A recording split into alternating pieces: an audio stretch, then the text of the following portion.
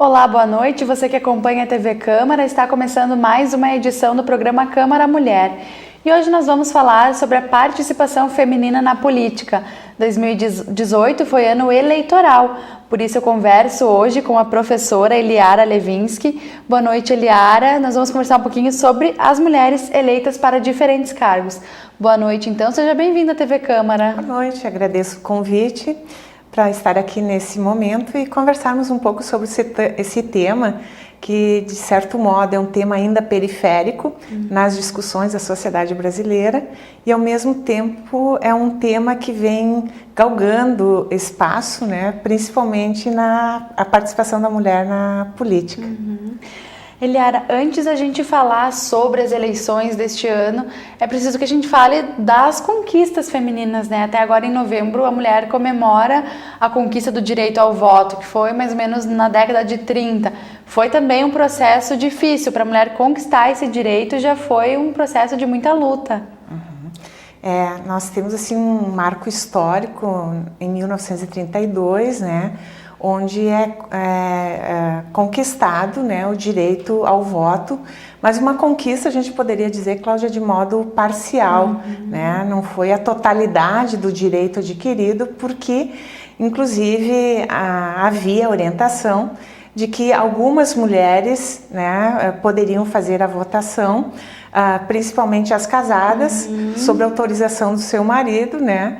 Então, não era um direito adquirido na sua totalidade, mas houve essa determinação pelo Código Eleitoral Brasileiro, né?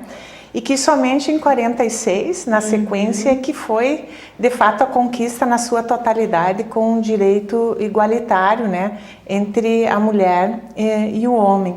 Então, são movimentos históricos que foram se constituindo principalmente para a questão da igualdade, né, entre os homens e as mulheres nos direitos constitucionais, né? Conquistas lentas até, olha, 14 anos para esse direito parcial se tornar total, né? Isso, inclusive com lutas bastante densas, né? Tanto que nós temos assim muitas conquistas ainda pela frente, mas muitas conquistas já foram legitimadas, né, por vários movimentos, instituições, né, da mulher hoje estar mais amparada em termos de direitos, né. A gente sabe o quanto os movimentos, né, das mulheres foi tomando corpo na história brasileira, né, principalmente nessa questão da participação social na política, né? Sim, porque depois da conquista do direito ao voto, ela teve que conquistar também o direito a participar de cargos políticos, a poder se candidatar também. Foi outra luta alguns anos depois, Nós temos assim muitas situações que caracterizaram o árduo movimento do empoderamento da mulher na política, né? E a gente poderia, inclusive, destacar, tanto no contexto macro quanto micro, né, o quanto ainda é tímido, apesar do avanço, o lugar, a conquista da mulher na política brasileira, né? Nós aqui, por exemplo, em Passo Fundo, se a gente vai fazer uma retrospectiva, né, qual é a participação da mulher no parlamento municipal, né? Nós temos aí, se a gente retomar um pouquinho na história, são poucas as mulheres que tiveram assento. Dá, né? para contar nos dedos, a gente diz, né? Eu, se não estou enganada, me parece que é em torno, menos de 10, mas acho que fica em torno de 6 representantes ao longo da história, né? E nem sempre em todas as eleições, em todos os pleitos, nós tivemos a conquista de lugar, de assento na Câmara de Vereadores. Agora, né? por exemplo, não temos nenhuma mulher, né? Isso, foi no último pleito que nós tivemos, nesse não tivemos, né? Nós tivemos aí... 2016, né? Mas o que a gente poderia até fazer uma apreciação, não é, Cláudia? Quais são as razões que justificam, né, a participação mais tímida, mesmo que nós tenhamos 51% da população brasileira do sexo feminino, né? e a nossa participação ela fica bastante reduzida ao número da população feminina. Então, o que leva, o que justifica nós termos uma entrada, né, uma participação um pouco mais tímida, né? Eu acho que nós temos algumas questões importantes, por exemplo, que hoje é um debate bastante denso, inclusive por pesquisas realizadas. Uma das fontes é a Data Senado, né, que mostra que a participação reduzida da mulher se atribui a algumas indicações. Por exemplo, de ter pouco lugar, pouco espaço histórico nos partidos políticos. Né? Não há uma constituição formativa de lugar da mulher, ao menos pelo que indica essa pesquisa, na história dos partidos políticos, né? Porque de um modo ou de outro as candidaturas estão vinculadas aos partidos políticos. Né? Então, o primeiro indicador que aparece, ao menos nessa pesquisa, é dessa ausência formativa, né, constitutiva do lugar das mulheres nos partidos políticos. E isso tem sido, inclusive, tensionado, né, porque ainda há um alto índice de predominância da representação masculina em qualquer uma das instâncias, né, mas inclusive nos partidos políticos, né. Até mesmo o tensionamento, a determinação da lei de cotas, né, de 30% das candidaturas dos partidos serem reservadas às mulheres. Apesar da lei, nós ainda temos uma certa dificuldade que isso seja implementado, né? Talvez falte incentivo para esses 30%, elas até se candidatam, mas os partidos investem mais nos homens, incentivam mais os homens. Eu até estava assim fazendo uma apreciação de várias contribuições sobre isso, porque esse dado de uma ausência institucional formativa das mulheres nos partidos políticos aparece como indicação primeira nessa pesquisa, mas vem em segundo lugar o que você comentou, que também as mulheres manifestam pouco interesse na participação política, principalmente em representações. Né? É claro que tem uma distância bastante significativa entre o primeiro indicador e esse segundo. Né? E por último, Cláudia, aparece, inclusive, um dado que talvez a gente comente de modo mais recorrente, que as mulheres não participam tanto porque têm os seus compromissos familiares, os seus compromissos profissionais. Mas as pesquisas apontam que esse não é um indicador, inclusive ele está em último lugar como destaque da justificativa da tímida participação da mulher, né, na política. Então, eu penso que aí existe uma situação, inclusive, desafiadora, né, de constituir espaços, né, formativos, constitutivos nos partidos políticos de lugar às mulheres, né, e que, de fato, é um reconhecimento constitucional do lugar de direito igualitário, né, ao mesmo tempo das contribuições que a mulher tem, né? Porque nós temos muitas razões que mobilizam as mulheres para se candidatarem, né? E há, inclusive, elementos bastante significativos que mostram quais são as fontes que impulsionam a decisão das mulheres a participarem das eleições, por exemplo, né? Que, na verdade, a gente discute a participação da mulher nas representações via eleição, mas também nós temos outros espaços, né?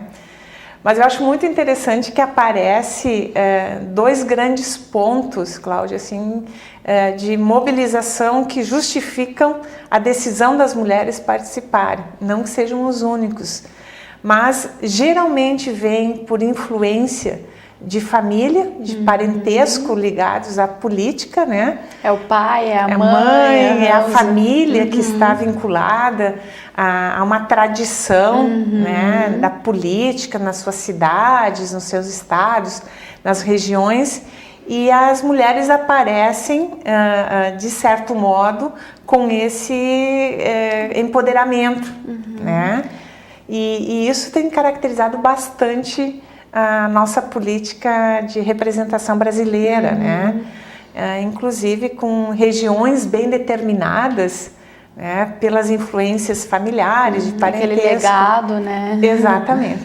Tanto que a primeira governadora do país, a Rosiana Sarney, ela veio por essa via, né, por influência familiar na política da região onde ela estava representando. Sim, né? nós temos como exemplo esse ano o próprio presidente eleito, né, que está há alguns anos na política e, em consequência, os filhos vieram a seguir também, né, esse legado. Então, isso acontece também com as mulheres. Se o seu pai, se a mãe, elas podem ter mais chance de seguir nesse rumo.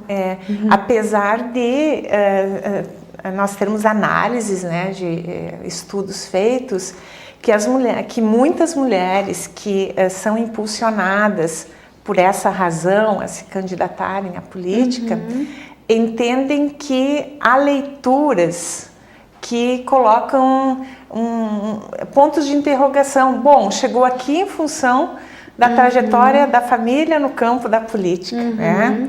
E que muitas se sentem desconfortadas por essa justificativa, né? Mas essa seria uma das motivações, né? E o que, em segundo lugar, não menos importante do que a primeira, aparece as trajetórias das mulheres em movimentos, né? Em questões que estão implicadas de natureza social e da social à educação, né? Onde as mulheres se envolvem com causas, né? Com projetos que de fato mobilizam as suas regiões, os seus lugares, né?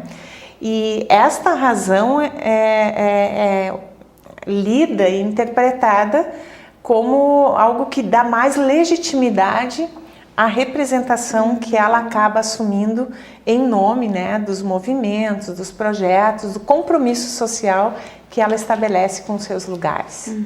Eliara, nós falamos os motivos que levam as mulheres a se candidatarem e talvez os motivos que levam elas, a gente falou ali da participação nos partidos, que levam elas a não aparecerem tanto. Mas você acredita que também é uma questão cultural da população ainda ter pouca confiança numa candidata por ser mulher? Tem aquele ditado que diz mulher não vota em mulher, por exemplo. Tu acredita que isso ainda seja real?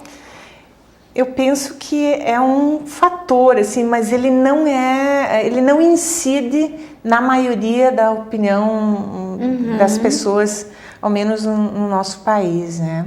Inclusive estudos que foram feitos, porque é recorrente essa afirmação, né?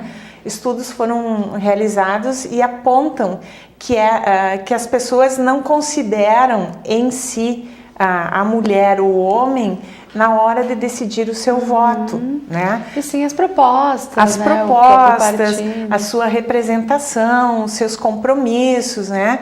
Em que medida elas estão assumindo o projeto A, B ou C, e olham muito para a trajetória do candidato, mas independentemente de dizer voto sim ou não na mulher ou no homem, a questão do gênero, ele não é um indicador de maior explicação dessa tímida trajetória de representação da mulher, né? Mas a gente ouve seguidamente, não é, Cláudia, essa afirmação, né? Mas cientificamente há estudos que mostram que não é o maior determinante. Que bom, né? E acredito que muito se deve ao próprio compromisso que a mulher assume, né? Nos diferentes cotidianos da vida, se tratando de representação social. Que hoje nós temos, né, nas diversas instâncias, porque há uma identidade da mulher ao lidar com o bem público, né? Inclusive, se coloca muito que a mulher mistura, né, as questões da subjetividade com a razão, né? O que inclusive torna muitos projetos bastante legítimos em termos de conquista dos direitos acerca assim, das representações do bem comum, né? Inclusive os próprios projetos de apresentação da representação, depois de defesa, seja em instâncias do município, do estado e da União, nós temos muitos projetos que são liderados por mulheres e que há inclusive indicadores que a liderança das mulheres em determinadas áreas, em projetos que são submetidos à análise dos seus pares, eles têm uma incidência muito alta de aprovação, porque ele é trabalhado de modo consistente, de modo que dê legitimidade às questões que são debatidas e necessitam de aprovação. Então, eu acho que é um elemento importante da identidade política da mulher, inclusive nos encaminhamentos que constituem-se depois em instâncias maiores de leis, de projetos, inclusive de políticas sociais, né?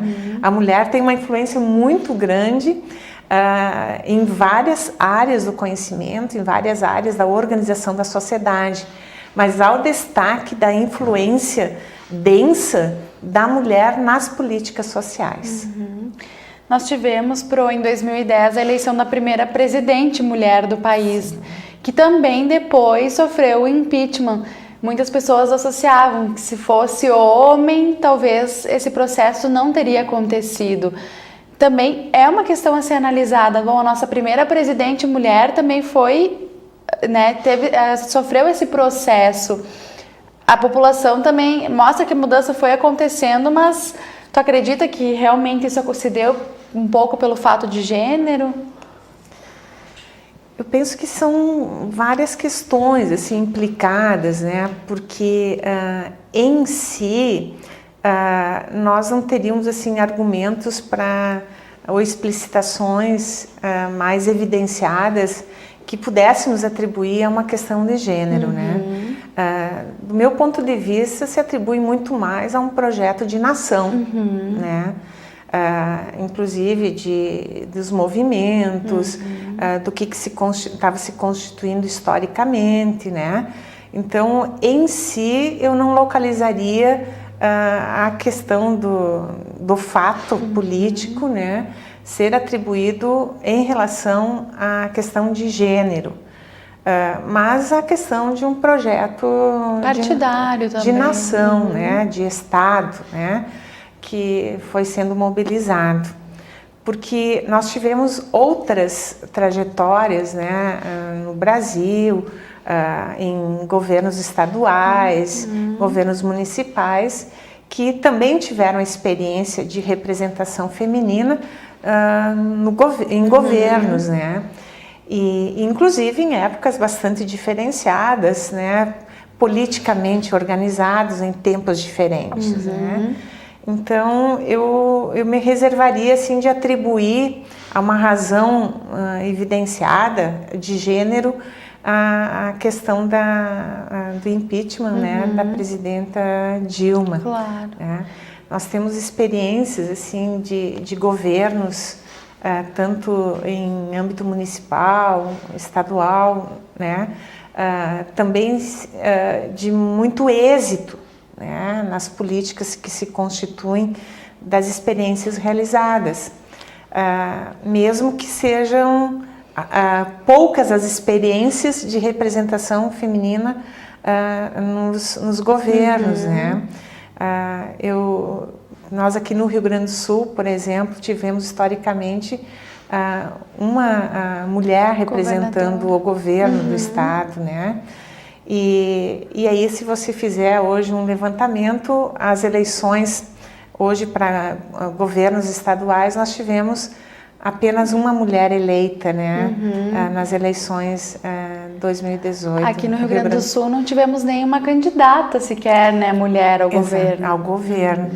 Mas tivemos um aumento, Cláudia, de representação feminina, né, na Assembleia, né, que mostra um pouco esse avanço que ocorreu, né, em termos, comparando as eleições de 2014. Eu trouxe até um dado aqui que nas câmaras, na Câmara, na verdade, federal, houve um aumento de 51% no número de mulheres eleitas, em relação à última eleição de 2014. Então foram de 51 para 77 deputadas eleitas esse ano. E esse número também cresceu nos estados, né? Então aqui no Rio Grande do Sul, se eu não me engano, foram 9 deputadas eleitas, né? Também é pouco ainda, mas já significa um aumento, né, bom para as mulheres. Exatamente. Inclusive, aqui no Rio Grande do Sul, entre os deputados mais votados, nós temos a localização de mulheres. Nesses mais votados. Nós temos, se não estou enganada, 6 mulheres fazendo parte do conjunto com uma elevação de votação bastante significativa, né? Eu percebo que a inserção da mulher, né, nas diferentes instâncias representativas da política, ela possibilita essa representação, a conquista e a visibilidade do direito à igualdade constitucionalmente assegurado, né, Cláudia? Para além da representação garantida do voto de igualdade, mas do direito à igualdade, que nós tivemos um movimento muito forte das mulheres, inclusive na época da Constituinte, né, que chegou à Constituição de 88. Então, na medida em que a mulher se envolve, né, em movimentos, em representações, tem-se a possibilidade de maior visibilidade e de garantia dos direitos perante a instituição, né? E isso nos aponta como um crescimento, como você referiu aí nos índices, né, das eleições desse ano, e que, de certo modo, vai alargando a compreensão dessa representação feminina em termos de política, não só no sentido de representação institucional no município, no estado, enfim, mas em diversas instâncias da sociedade, né? Nós, apesar de termos assegurado constitucionalmente o direito à igualdade, nós conquistamos, avançamos em várias questões, mas ainda temos muitos desafios pela frente, né? E que o próprio movimento da conquista da mulher em diferentes tempos, em diferentes lugares, instâncias, esse próprio movimento, ele gesta, ele mobiliza outras demandas, outros desafios, né?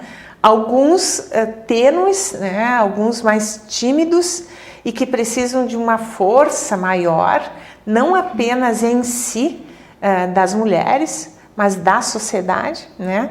E outros que são mais localizados como determinados, né? Então, o fato de nós estarmos historicamente avançando, que eu acho que esse é um ponto super importante, né? Reconhecido o avanço, esse avanço ele vai produzindo novos desafios em diferentes instâncias, e sempre para assegurar o direito conquistado, né? Esse processo todo, Cláudio, eu penso que ele se esparrama em diversos setores da sociedade, né? Porque ao mesmo tempo que, como direito à cidadania todos têm, né, fica duplamente mais forte o direito à igualdade, algo que não se separa, né? Então, em que medida nós conseguimos, né, desenvolver nas diferentes práticas cotidianas da sociedade a conquista desse lugar, desse direito, nas representações que hoje nós temos na sociedade brasileira. Perfeito, professora. Nós vamos encerrando o primeiro bloco do nosso programa, mas em seguida retornamos com outras informações sobre a participação feminina na política. Aqui comigo a professora Eliara. Nós já voltamos.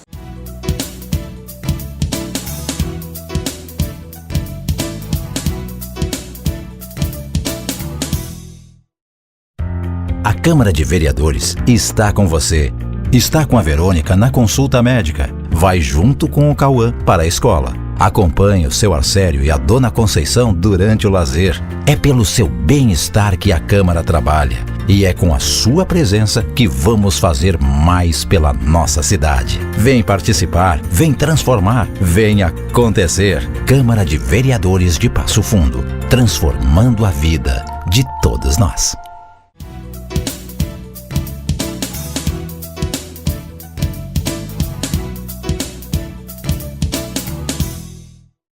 Olá, você que está acompanhando a TV Câmara, estamos de volta com o programa Câmara Mulher. Estamos no segundo bloco desse programa que fala sobre a participação feminina na política. Hoje eu recebo a professora Eliara Levinsky. Nós falamos então no primeiro bloco sobre a motivação da mulher. Agora eu queria falar um pouquinho sobre o perfil dessa mulher que foi eleita, né? Nós tivemos um aumento significativo que nós falamos também no primeiro bloco. Mas esse perfil da mulher eleita ainda é muito parecido. As mulheres, elas estão ligadas a uma causa, né? Então, comenta um pouquinho para nós desse perfil, de quem são essas mulheres eleitas, né? Na sua maioria, é claro, né? Isso acho que até para relacionar com o que nós conversamos no primeiro bloco, nós temos aí uma representação muito significativa nessas últimas eleições, de mulheres que são representantes, são participantes de movimentos, né, aquilo sociais. Que a senhora falava, né? já antes também. Isso. Então, nós temos um perfil que é destacado nessas últimas eleições, né, de mulheres representando diversos movimentos, diversas causas, né, nas políticas sociais do nosso país. Esse é um elemento bem importante porque a geração dessa representação constitui maior representação e empoderamento feminino por causas sociais, né? Diferente da outra mobilização, né, que é de representação familiar na política, na tradição familiar na política, né? Que também tivemos representantes nesse perfil, claro, né, que vem dessa representação. Nós temos aí mulheres negras, indígenas, ativistas, né, educadoras, né, que de fato constituíram-se formativamente nas lutas cotidianas e de bastante reconhecimento, né, por essa trajetória legítima, inclusive, que supera, que rompe, né, com leituras, inclusive talvez assim descontextualizadas, de que a mulher não é envolvida com compromissos públicos, né?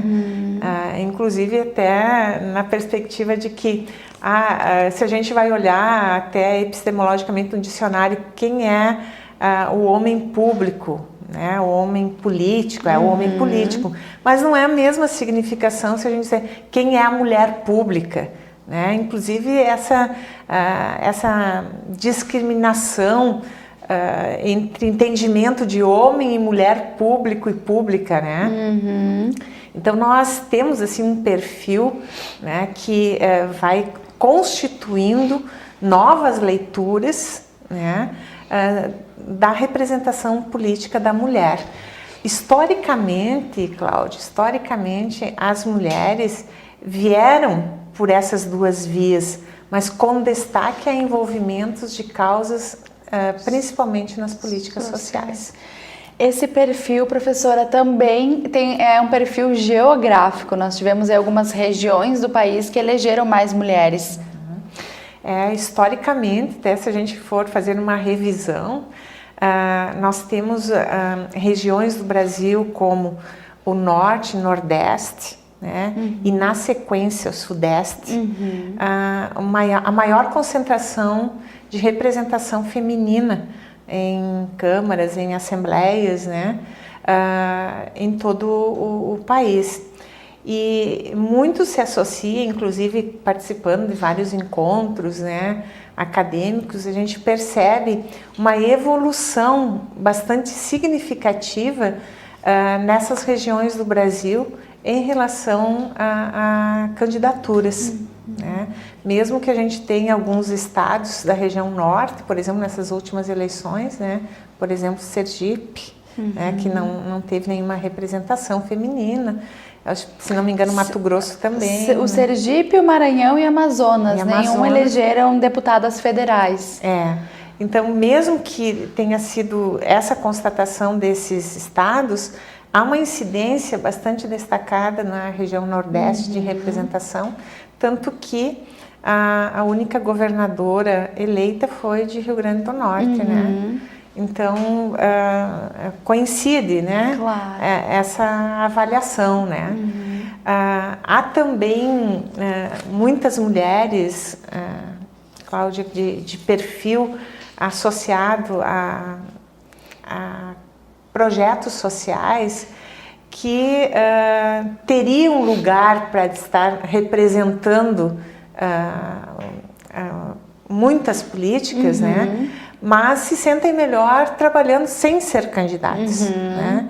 Que estão empoderadas coletivamente, né? Representam muitos coletivos, mas que não sentem, digamos assim, interesse e até mesmo assim essa inclinação para uma representação partidária e daí na sequência, né? É como tu falava antes, elas não estão às vezes nos cargos políticos, mas estão nas lideranças dos movimentos, né?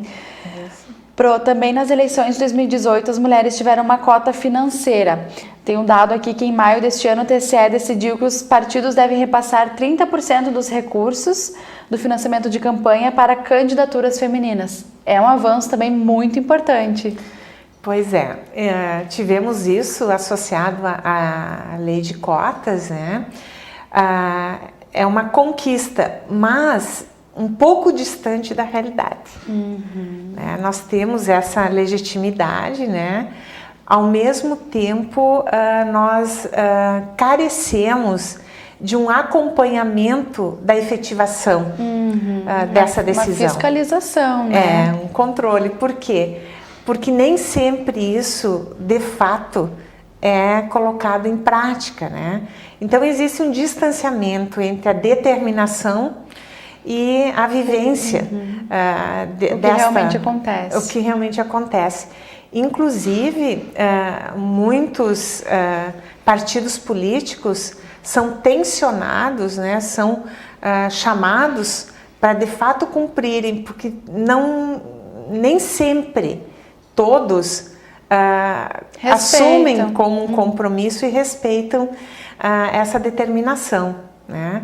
Até mesmo assim alguns mais por um cumprimento legal, mas não por um reconhecimento da contribuição, né, da competência que tem a mulher nos projetos que representam a sociedade, né?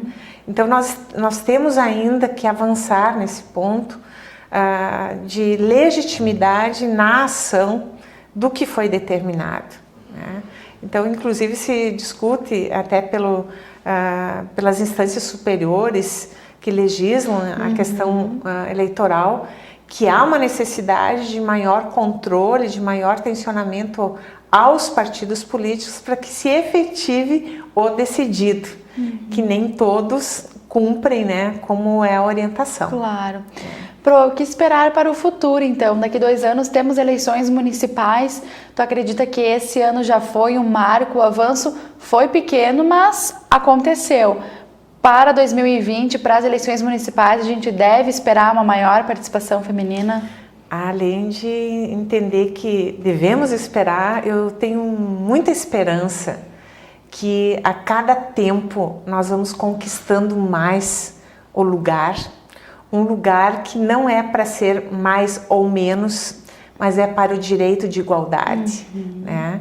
E que esse diálogo entre os grupos, esse diálogo que se estabelece na sociedade, ele seja legítimo entre homens e mulheres em nome de um projeto de sociedade coletivo, né? Com certeza a sociedade pode ser melhor do que ela é com a representação da mulher. E a gente tem muitos indicadores, muitas situações que mostram o quanto a mulher tem contribuído para que o nosso país, os nossos territórios, sejam eles de natureza micro ou macro, têm se mostrado diferente, com mais qualidade, com mais perspectiva de dignidade humana, com a participação da mulher, desde a questão do pensar, do fazer e do avaliar. Acreditamos muito que essa interlocução da mulher, né, com as instâncias da sociedade de modo representativo, e nesse caso especialmente na política, como nós estamos aqui hoje conversando, ela se torne cada vez mais densa, mais diferenciada, mais qualitativa, porque quando as pessoas são envolvidas para pensar, elas são engajadas muito mais para realizarem. E fica o compromisso também que, ao pensarem e realizarem as ações em determinados projetos, elas também se sentem comprometidas em avaliar. E esse processo em que a mulher se coloca a partir de um projeto de sociedade que tem legitimidade constitucional e que se refaz no próprio movimento que a sociedade vai se desenvolvendo, é possível nós qualificarmos ainda mais a vida na sociedade brasileira, né? Então eu quero destacar que, além dessa busca que a gente considera tímida, mas representativa da mulher historicamente na política, nós estamos avançando. Estamos avançando e registrando historicamente o quanto a contribuição das mulheres nos projetos da sociedade fazem a diferença, não em si somente para as mulheres, mas para a sociedade. E não em si só por serem mulheres, mas sim por serem qualificadas, né? Por terem esse trabalho histórico já também. Toda essa perspectiva da competência, né? Do compromisso que se estabelece, dessa abertura para o diálogo, para a representação, só qualifica a política, né?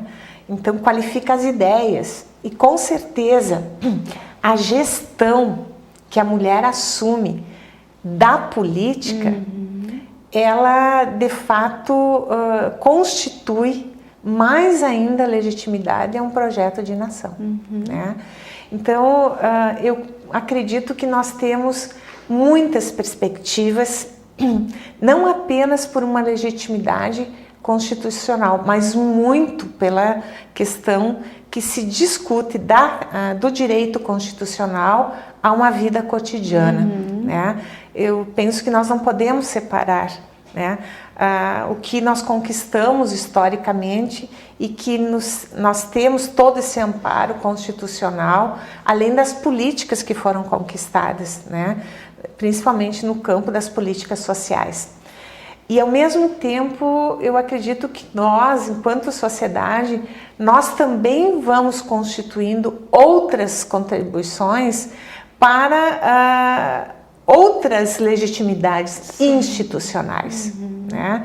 Então, é um trajeto, é um percurso de muitos avanços, mas, simultaneamente, Cláudia, avanços que implicaram um esforço, um movimento de rupturas, né? De preconceitos, de leituras emblemáticas sobre a mulher, questões, né? culturais, né? Questões culturais, antropológicas, né? Inclusive que a mulher teve que lidar com duas situações muito coladas, né? Muito conectadas, que era a constituição do lugar político, mas ao mesmo tempo do lugar político de fazer a superação de situações de discriminação, né? Mesmo em situações de embasamento de direito de igualdade, né? Então, penso que temos vários desafios, né? Que não residem somente no conjunto das mulheres, mas desafios da sociedade, que estão implicados em diversas instituições, né? E na medida em que a gente tem abertura para essa interlocução na sociedade, do lugar da mulher, da participação social na política, não entendendo política em si somente partidária, mas política como ação, como ideias, como decisão, como participação de fato social, nós vamos ter com certeza um lugar, um território de maior possibilidade em nome de projetos comuns. Que legal, Pro, com essa mensagem nós vamos encerrando o nosso programa hoje. Eu agradeço muito a tua participação, a tua contribuição aqui hoje no nosso programa. Eu agradeço e, de certo modo, nós estamos cada vez mais buscando redes de compromissos sociais, com certeza, para todos terem uma vida melhor. Com certeza. Obrigada, então, Pro, pela disponibilidade. Eu que agradeço. Obrigada também a você de casa que nos acompanhou em mais uma edição do programa Câmara Mulher. Nós voltamos na próxima semana. Uma boa noite e até lá!